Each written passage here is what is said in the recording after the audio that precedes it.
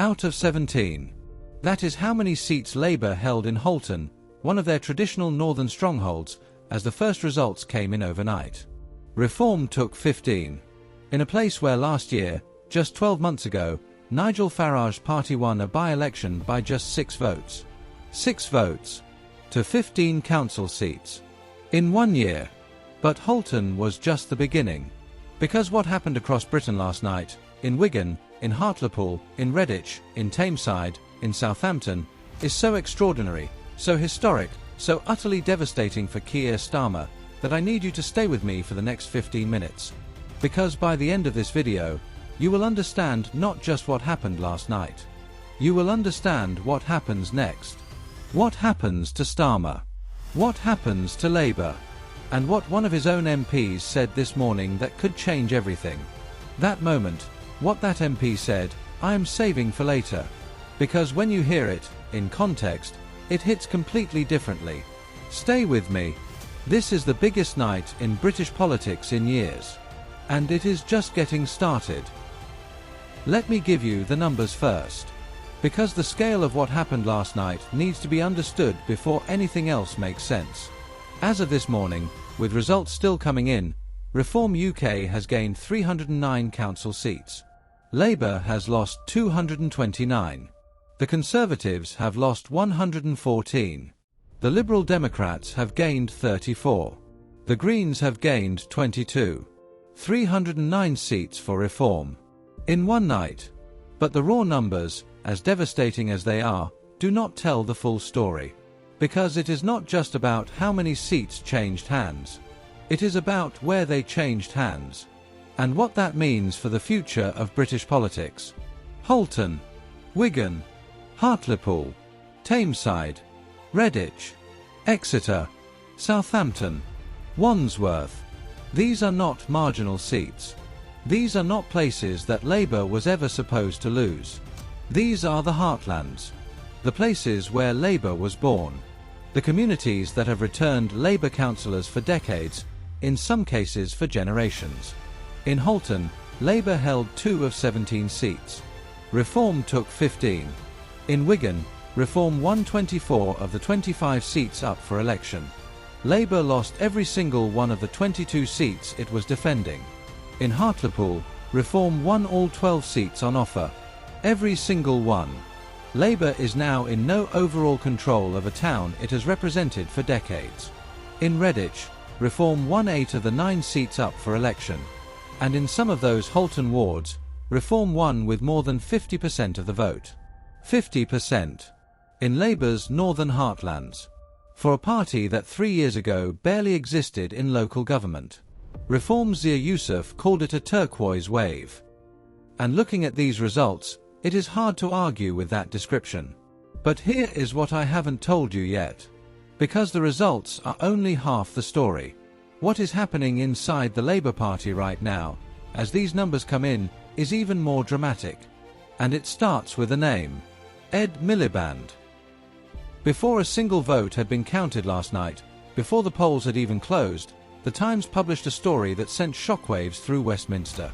Ed Miliband, the Energy Secretary, a senior cabinet minister, a man who was himself Labour leader, had privately urged Keir Starmer to set out a timetable for his departure after these elections. Let me say that again. A cabinet minister, sitting around the table with Starmer every week, defending the government in public, privately telling the Prime Minister, before the votes were even counted, that he needs to plan his exit. That is not a backbencher. That is not a rebel.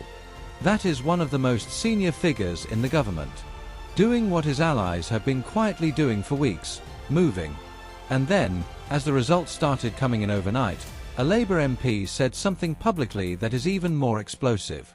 Jonathan Brash, the MP for Hartlepool. His own wife, Pamela Hargreaves, lost her council seat last night in Reform's clean sweep of the town.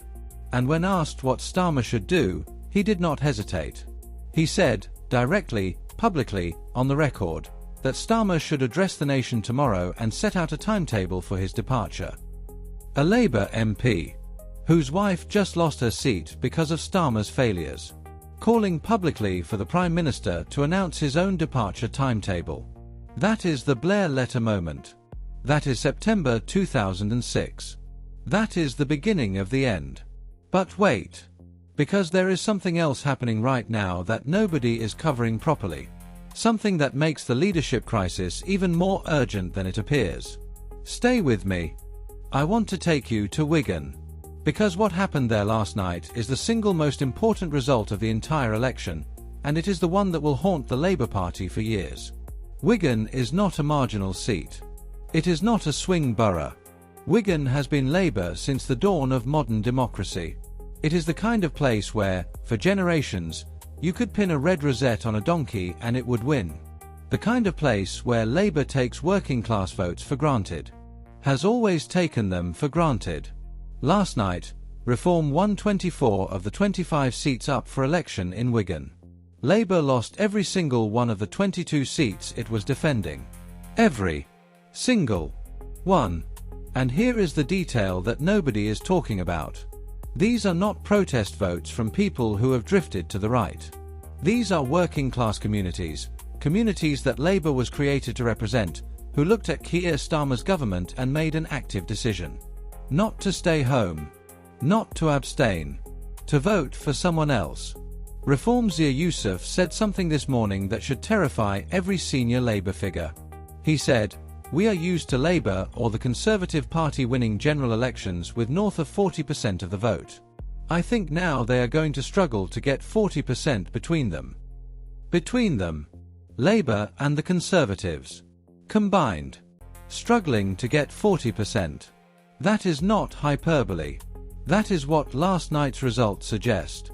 And if it is true, if that is where British politics is heading, then what happened last night is not just bad for Starmer personally. It is an existential threat to the Labour Party itself. But here is the question that everyone in Westminster is asking this morning. And it is the one that I promised to answer at the start of this video. Here is the answer to the question that everything in this video has been building toward. What happens to Keir Starmer now? Here is what we know. Starmer has said, repeatedly, publicly, on the record, that he intends to lead Labour into the next general election in 2029. He said it this week. His ministers said it for him. But here is what is also true. This morning, a Labour MP has called publicly for him to set a departure timetable. A cabinet minister privately urged him to do the same before the votes were even counted. 83% of Labour members already thought he had failed before these results. And the results are still coming in. Wales and Scotland have not declared yet. The full picture, which could be even worse than what we already know, arrives later today. So what actually happens? The honest answer is, nobody knows. And anyone who tells you they do is guessing. But here is what history tells us. Prime ministers do not resign the morning after bad local elections. They never do. They face the cameras. They say they hear the message.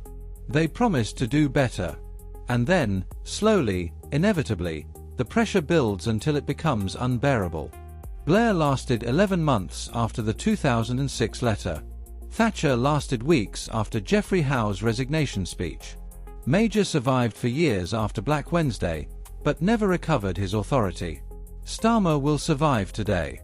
Almost certainly. But here is the crucial difference between Starmer and all of those predecessors. Every one of them, Blair, Thatcher, Major, still had the core of their party behind them when the pressure started. There were still people willing to fight for them. Starmer does not have that. His cabinet minister is privately urging him to go. His backbenchers are drafting letters. His own party members, 83% of them, already think he has failed. When the pressure comes, and it is coming, there will be nobody left to hold the line. And there is one more thing. One final piece of this story that I have been saving.